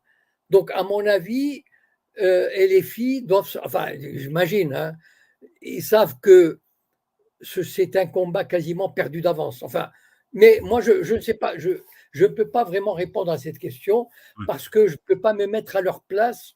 Pourquoi ils ne le font pas? Voilà. Alors là, il y a Simone Gerlier qui nous dit ils l'ont fait, apparemment, ils ont gagné tous leurs procès. Enfin, tous les procès, pardon. Donc, C'est si possible. c'est une information, ouais, si c'est une information vraie. Alors, j'aimerais revenir sur une question. Oui. Du coup, bon, alors, on déplace le cursus entre la France et le Moyen-Orient. Hein. Oui. D'après vous, à qui profite le conflit à l'international? C'est-à-dire, en fait, le conflit au Moyen-Orient, à qui il profite réellement à l'international? S'il profite à quelqu'un, bien entendu. Ben, ils profitent à l'Occident. C'est-à-dire que Mais aux l'Occident, Juifs, au sionisme international, vous voulez dire? non, non, Non. à l'Occident. Si l'Occident s'implique de cette façon-là dans la défense d'Israël, c'est qu'ils tirent un intérêt. Vous savez, l'Occident, enfin, les États, ils ne font pas ça pour les beaux yeux des Israéliens ni des Juifs. Vous savez, l'Occident n'a jamais aimé les Juifs. Il ne faut pas se faire d'illusions. Je peux vous citer, je sais pas moi, par exemple, la conférence d'Évian de 1938, où Hitler leur avait dit, bon, écoutez, moi j'ai envie de me débarrasser des Juifs.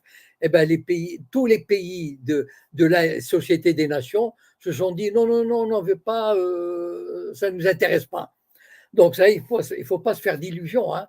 C'est pas, ils n'aiment pas particulièrement les Juifs, ils ne les ont jamais aimés. Voilà. Et je peux faire l'historique, bon, ils ne les ont jamais aimés. Seulement, il y a un intérêt, voilà. Il y a un intérêt, il y a un monde arabe qui surgit comme ça, qui prend son indépendance. C'est une région vitale pour l'Europe, pour l'Occident. Il y a le canal de Suez, il y a le pétrole, et il faut voir ce que c'était les années 50, c'est-à-dire les, les, les, les bouleversements qui agitaient les sociétés arabes. C'était vraiment extraordinaire, le potentiel révolutionnaire qu'il y avait. Et donc, pourquoi, par exemple, la France, l'Angleterre et Israël ont entraîné Israël dans une guerre contre Nasser en 1956 parce qu'il a nationalisé le canal de Suez.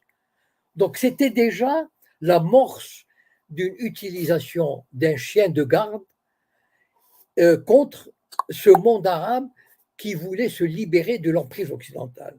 Et quand le monde arabe a donné la raclée à Nasser, mais l'Occident était fou de joie, parce qu'ils se sont dit, enfin, on a un chien de garde d'une efficacité redoutable. Voilà, c'est tout, c'est une question d'intérêt. Voilà.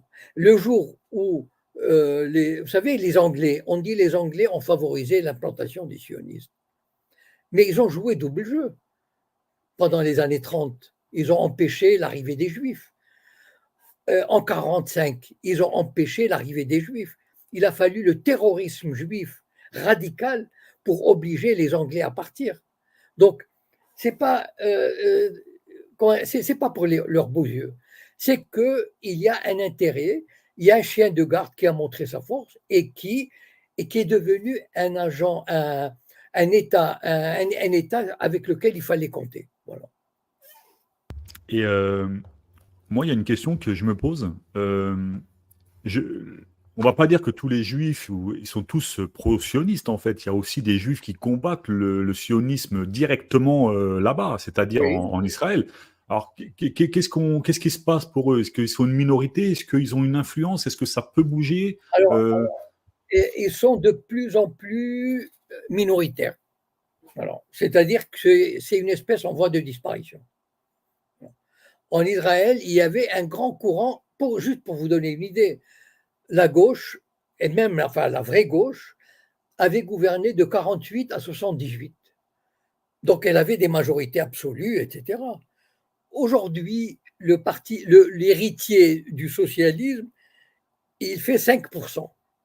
Ça veut dire qu'il n'est même pas sûr de passer la barre d'éligibilité qui est de 4 ou 5%. Ça veut dire que, au contraire, alors qu'il n'y avait même pas 1% de religieux en 48, aujourd'hui, ils sont minimum 20% de religieux.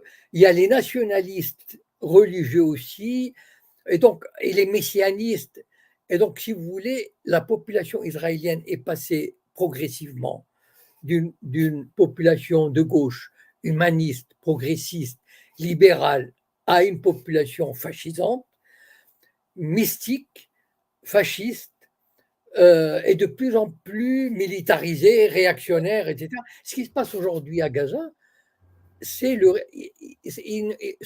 n'aurait pas pu se passer il y a 20 ans ou il y a ouais, 10 c'est ans. ça. J'allais vous demander comment on en est arrivé là en fait. Eh bien, parce que c'est une société qui s'est fascisée et qui va le devenir de plus en plus. Et d'ailleurs, tout à l'heure, vous m'avez posé la question comment ça pourrait se terminer. Moi, je pense que une des solutions, c'est, j'avais dit les révolutions dans les pays arabes, mais ça peut être aussi la destruction d'Israël de l'intérieur. Ça veut dire, à un moment donné, vous savez, par exemple, j'ai posté il y a quelques jours le cri d'alarme d'un prof d'université, prix Nobel, etc., qui disait que, israélien, qui disait que le cœur, enfin, je veux dire, les diplômés, ce qui fait la force d'Israël, les grands ingénieurs, etc., sont en train de partir parce qu'ils ne peuvent plus supporter de vivre dans une société qui devient de plus en plus pesante.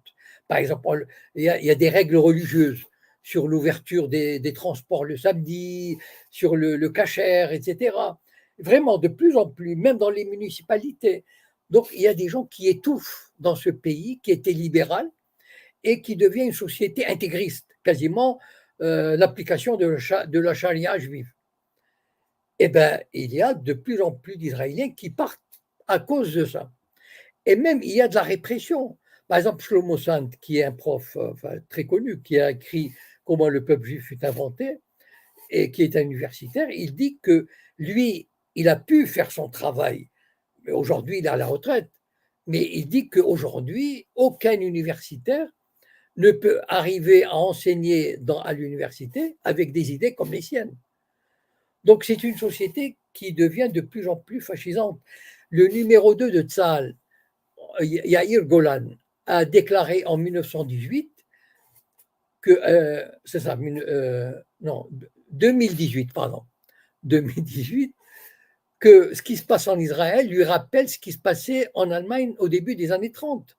Donc, en fait, et là, c'est la société israélienne qui va se déliter, qui va rentrer presque en guerre civile, parce aujourd'hui, il y a des milices, comme les SA nazis, il y a des milices qui traquent les Israéliens progressistes.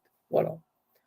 Par exemple, il y a une prof qui avait posté un truc sur Facebook en Israël, une prof, et ben, ils ont réussi à la faire chasser du ministère de l'Éducation parce qu'elle écrivait des posts progressistes. Voilà. Donc, il y a une espèce de terreur qui est en train de s'installer et ça risque d'ébranler le système israélien et faire partir, d'ailleurs, il y a énormément de départs. Pas comme on a dit un demi-million, mais il y a quand même des dizaines de milliers qui s'en vont sans espoir de retour. Et ceux qui partent, ce sont les gens les plus ouverts, les plus cultivés, c'est-à-dire tout ce qui avait fait, on a beau dire, mais Israël avait su créer une classe intellectuelle, musicale, artistique intéressante et libérale. Et ben ça commence un peu à. Et enfin, à mon avis, l'effondrement de la société israélienne de l'intérieur pourrait entraîner une espèce de. Voilà, c'est une société qui ne pourra plus, qui n'aura pas de base pour continuer comme elle le fait actuellement. Et du coup, s'ils partent, ces gens-là, c'est-à-dire si les intellectuels partent et ceux qui sont contre ce qui se passe là-bas, c'est bien ce que vous m'avez dit, c'est des gens qui sont contre l'extrême droite en Israël Voilà. qui partent, c'est ça. Alors, si ces gens-là partent et que pour certains d'entre eux se retrouvent en France, par exemple, est-ce qu'ils peuvent faire changer la donne de la propagande, du discours de nos médias à nous? Non? Non, Ils peuvent pas non, arriver avec un contre-discussion? non, non, ils sont pas militants. Ouais. Si vous voulez, voilà, je vais faire la différence. Il y a Shlomo Sand, qui est lui, il est militant. C'est un prof de fac qui fait des conférences. Il est militant. Il milite contre cet État raciste. Lui, il est pour un Israël où tous les citoyens sont égaux. Voilà. Les autres, ils vont faire un peu comme des gens progressistes qui vivent leur petite vie. Voilà. Il y en a beaucoup à Berlin, par exemple. Donc, ils ont leur affaire. Et donc, ils ne militent pas. Voilà. Et il faut dire aussi que les Israéliens, c'est un des pays les plus nationalistes qui existent. C'est-à-dire, les enfants sont biberonnés au nationalisme à un point incroyable. Et donc, même quand ils partent, il y a quand même un reste de ce nationalisme dans leur esprit, dans leur mentalité. Ça veut dire, on peut pas faire on peut pas lutter, enfin, on va pas faire de mal à notre État, voilà. D'accord. Alors, question, on va arriver vers la fin, les amis, là, et on va arrêter dans 3-4 minutes. Là, je vais poser une dernière question. Ça fait déjà 1 heure et demie, puis on va remercier Monsieur Cohen. Question alors c'est Ahmed, pardon, Berada. Pensez-vous que c'est, alors par rapport à ce que vous disiez, par rapport au fait que de l'intérieur, ça peut se Oui. retourner, pensez-vous que cet engrenage fasciste peut nuire à Israël s'il continue dans cette voie? Et je rajouterai à cette question, combien de temps vous pensez, sur l'échelle de la temporalité, ça pourrait prendre ça? Ça peut, bon, d'abord, c'est inexorable. Cette évolution est inexorable et irréversible. On ne peut plus revenir en arrière. C'est fini. Pourquoi? Parce que il y a d'abord les progressistes. Bon, appelons-les les progressistes. Soit ils partent, soit ils font très peu d'enfants, ils font peut-être un enfant ou deux maximum, alors que les nationalistes, les religieux, ils font 8 ou 10 ou 12. Moi, j'en ai dans ma famille, donc je vous parle en connaissance de cause. Voilà. Une bonne famille religieuse, elle fait 10-12. Voilà. Et donc, c'est inexorable. Et donc, ils sont de plus en plus entraînés dans cet extrémisme. Et donc, ça risque de. Moi, sincèrement, je reconnais avoir été surpris par l'évolution israélienne qui a connu une accélération terrible ces derniers mois. Je ne m'attendais pas vraiment à cette accélération. Je disais souvent que le pays se dirige vers l'extrémisme, etc., mais je ne m'attendais pas à une telle accélération pendant ces derniers mois. Et donc, ça risque d'aller très vite. Je ne peux pas dire en termes, mais je pense que ce n'est pas en termes de décennies, hein, c'est en termes de quelques années, parce que c'est une évolution qui va vraiment. Ça, c'est comme, je ne sais pas si on peut utiliser le terme exponentiel pour déqualifier ça, c'est-à-dire que c'est une accélération qui ne va pas en ligne droite, mais comme en puissance 2, puissance 4, puissance, etc. Voilà. Ok. Bon, alors, je vais vous poser, du coup, on va s'arrêter là, les amis. Ça va faire déjà 1 heure et demie. On va remercier Monsieur Cohen. Moi, j'ai une dernière question, du coup, pour vous Oui, laisser ce fameux mot de la fin. Alors, je sais que vous n'êtes pas devin, hein, vous êtes quelqu'un comme nous, mais vous êtes quand même assez pertinent sur vos informations et sur la façon de voir les choses. Là, en 2024, le 23 août, pardon. Comment vous pensez que, je sais pas, sur l'échelle des 1 an, des 2 ans, là, avec les pays limitrophes, tout ce qu'on s'est dit depuis le début de cette émission, ce qui va ou ce qui risquerait de se passer par la suite? C'est-à-dire ok. le Liban, c'est-à-dire les pays limitrophes, c'est-à-dire les Américains, les Français, etc. Si je peux. Bon, moi, je prends le pari, c'est-à-dire mon intuition, comme je dis parfois dans ma vidéo du jeudi, mon intuition, c'est que dans la 1 à 2 ans, et ça ne changera pas beaucoup. C'est-à-dire, je ne crois pas qu'il y aura une conflagration générale. Bah, ceci dit, ça peut arriver, mais si je devais parier, je dirais que non, parce que ni Israël, ni les Américains, ni l'Arabie saoudite, ni l'Iran n'ont intérêt à cette conflagration. Ils auront tous beaucoup à perdre. Et donc, ils feront tout pour ne pas la faire. Et d'ailleurs, regardez la retenue entre Israël et le Hezbollah. Ça fait 9, 10 mois qu'ils se tapent dessus, mais sans jamais dépasser la limite. Donc, à mon avis, Ce serait quoi la limite? Pardon, ce serait quoi la limite? bah, la limite, c'est qu'à un moment donné, par exemple, le Hezbollah décide de bombarder une centrale électrique importante en Israël, qu'ils peuvent faire d'ailleurs, parce qu'il y a des usines très importantes, des centrales très importantes à Haïfa, ça veut dire à 30 kilomètres du Liban, donc il peut très bien faire ça. Et donc, par exemple, ça, il ne le fait pas. Voilà. Et donc, D'accord. il ne touche pas des intérêts vitaux israéliens. Voilà. Il touche une base, il touche ceci et cela, mais il évite de toucher des choses sensibles auxquelles Israël ne peut pas rester sans réponse. Voilà. Et donc, à mon avis, dans les 1 à 2 années qui viennent, euh, on arrivera probablement à une fin de la guerre à Gaza, mais l'emprise israélienne sur Gaza restera aussi forte, c'est-à-dire présence, contrôle, harcèlement, bombardement, etc. Ils ne vont pas lâcher l'affaire et les autres n'auront pas grand-chose à opposer à ça. Voilà. D'accord. Bon, Monsieur Cohen, on va s'arrêter là. Je vais vous remercier d'avoir été présent sur cette émission. Je vais rappeler un peu d'actualité. Pardon? C'était un plaisir. Super. Je vais rappeler un peu d'actualité, puis je vous laisserai le dernier mot de la fin. Donc, les amis, Monsieur Cohen, alors, je sais, Monsieur Cohen, que vous êtes en prévision d'un nouveau livre, hein, si j'ai bien compris. Vous êtes en train de... si je peux me permettre de sortir cette information, à mon tour, je peux ou pas? Allez-y, allez-y. Très bien. Alors, Monsieur Cohen, vous êtes donc en prévision d'un nouveau livre qui va sortir très bientôt. Je rappelle que vous êtes auteur romancier aux multiples succès, hein, avec des livres comme des romans, pardon, comme Le Printemps des Sayanim, comme L'Espionne et là, excusez-moi, j'ai Le oublié. journaliste. Voilà, c'est ça. L'Espionne et le journalisme, et puis le dernier en date qui est Le prof de philo à Bella Baraka et bien d'autres, hein, bien entendu. Je vais vous laisser le mot de la fin et puis je vais inciter tous les auditeurs et tous les spectateurs de cette émission à, si vous souhaitez vous procurer les livres de Monsieur Cohen, qui sont disponibles, hein, vous pouvez aller dans la description de cette vidéo, vous avez tous les liens, tout est sécurisé, il n'y a aucun problème et vous pourrez vous les obtenir. Monsieur Cohen, je vais moi personnellement vous remercier, je vais vous donner le mot de la fin et puis voilà, à vous. Alors, le mot de la fin, j'aimerais dire ceci, c'est que le désespoir n'est pas de mise, malgré tout, mais il faut apprendre de l'ennemi, il faut apprendre beaucoup de l'ennemi.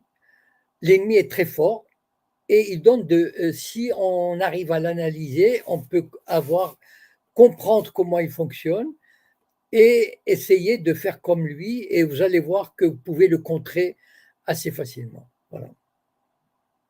Très bien. Bah, écoutez, sur ces dernières paroles, je vais vous laisser, Monsieur Cohen. Je veux vous remercier, hein, personnellement d'avoir participé à cette émission. J'espère qu'on aura l'occasion de vous revoir sur cette chaîne. Et puis voilà, les amis, j'espère que vous avez apprécié. Monsieur Cohen, je vais vous remercier particulièrement et vous dire à bientôt, hein. Ciao, ciao, À hein. bientôt. Bonsoir à Salut. tous. Bonsoir. Ciao. Ciao. Voilà les amis, donc c'était l'émission dont vous avez promis React One, celle de Monsieur Jacob Cohen, hein, qui nous a fait un point sur la situation. J'espère que cette émission vous a plu, j'espère qu'elle a été bien réalisée. Je voudrais vous tous vous remercier d'avoir été présents sur cette chaîne. Je voudrais remercier les gens qui ont joué le jeu des questions. J'aimerais remercier votre fidélité. J'aimerais voilà, vous remercier ainsi que Mani qui a pu gérer les choses au mieux comme d'habitude. J'aimerais rappeler deux, trois petites choses. Du coup, en septembre, on arrive avec des nouveaux visuels, on arrive avec des nouvelles rubriques, du nouveau contenu. Il y aura des analyses qui vont revenir. Il y aura effectivement aussi des React One séquences. On aura une autre personnalité qui arrivera en septembre, dont je vais vous parler un peu au fur et à mesure des lives des mercredis. Nous, comme d'habitude, les amis, on se retrouve chaque mercredi à 21h. Et puis, vous avez tous les contenus de la chaîne. Hein, vous n'hésitez pas à vous balader, vous pensez à vous abonner, vous pensez à liker, à partager, etc., etc. Bref, vous savez le travail qui est le vôtre. Donc, bon, les amis, je vais vous laisser. Je vous dis à très, très, très bientôt. N'hésitez pas à partager cette émission. Elle peut être intéressante pour d'autres. Et puis, oui, je sais, il y en a qui sont dégoûtés que ce soit fini. Mais bon, vaut mieux faire 1h30 bien concentrée. Et on retrouvera M. Cohen pour d'autres émissions, plutôt que de faire trop et puis arriver à un moment où on n'aura plus grand-chose à se dire, les amis. Donc, je vais tous vous remercier. Je vous dis à très, très bientôt sur React One. Ciao, les amis.